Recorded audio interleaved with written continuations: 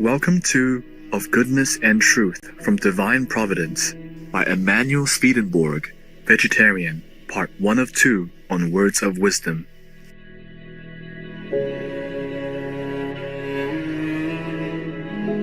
In the 18th century, a great Swedish scientist and inventor, at the height of his career, began to see visions of heaven, spirits, saints, and angels.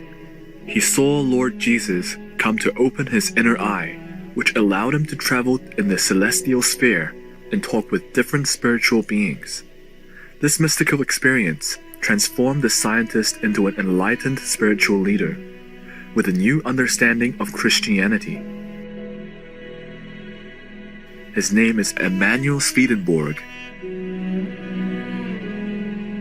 From 1744 onwards, Emanuel Swedenborg spent over a decade of his life writing down what he saw in his spiritual voyages in more than 24 books. His visions of heaven and the afterlife, his realization that God is love, and his discovery of the Holy Bible's deeper meanings are just some of the revolutionary topics he bravely documented. The life and works of this remarkable spiritual world explorer inspire people to this day.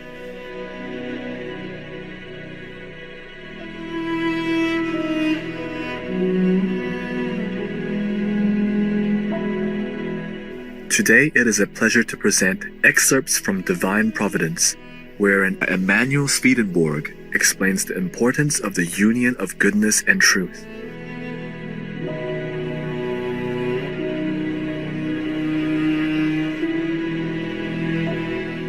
The Lord's Governance.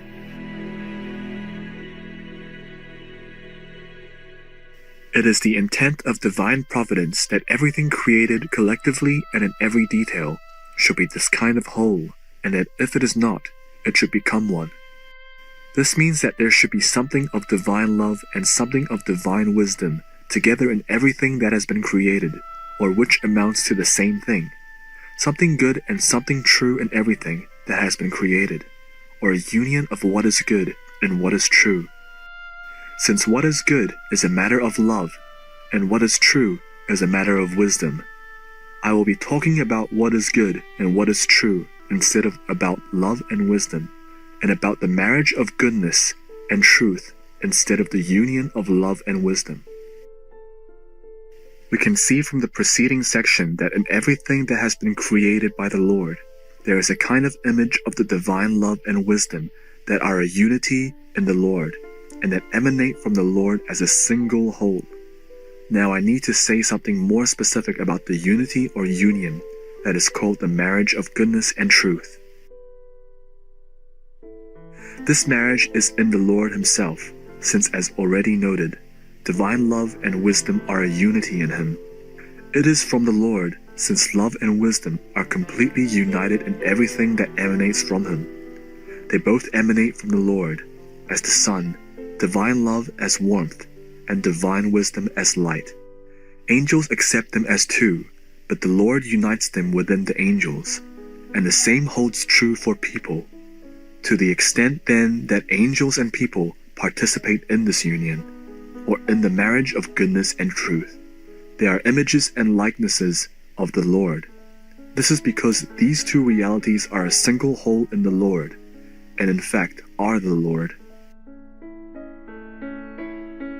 In angels and people, love and wisdom are a single whole in volition and discernment, and therefore goodness and truth form a single whole. Or what is the same thing, when charity and faith form a single whole. Or what is also the same thing, when a belief system from the Word and a life according to it form a single whole. As for the way love and wisdom form a unity in things beneath or outside us, in the animal kingdom and the plant kingdom, I may mention 3 things by way of preface. First, there was a marriage of goodness and truth in the universe, and in absolutely everything in it that the Lord created. Second, this marriage was broken up in us after creation.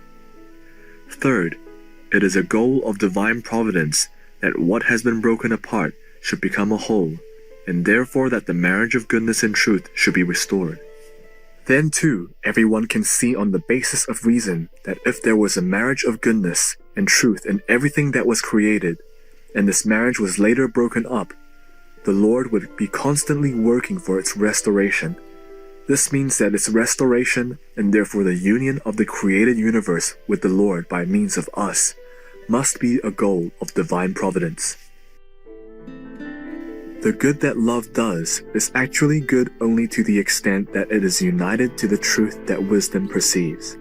And the truth that wisdom perceives is actually true only to the extent that it is united to the good that love does.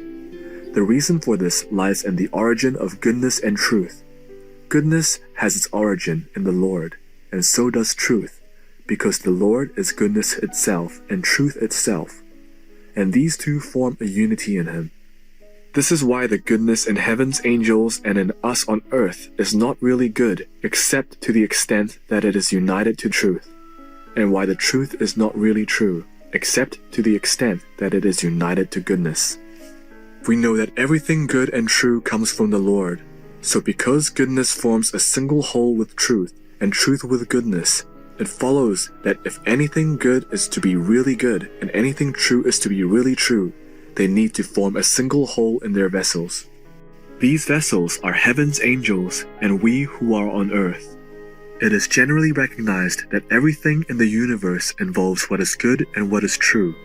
That is, we understand goodness to mean that which everywhere comprehends and comprises everything that has to do with love. And we understand truth to mean that which everywhere comprehends and comprises everything that has to do with wisdom.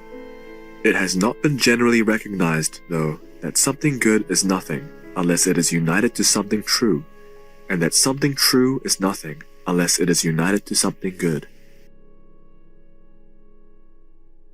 For more information on Emanuel Swedenborg, please visit Swedenborg.com.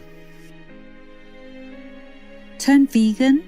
Does your conscience tell you that you are a great person? Kind viewers, thank you for your company for today's words of wisdom.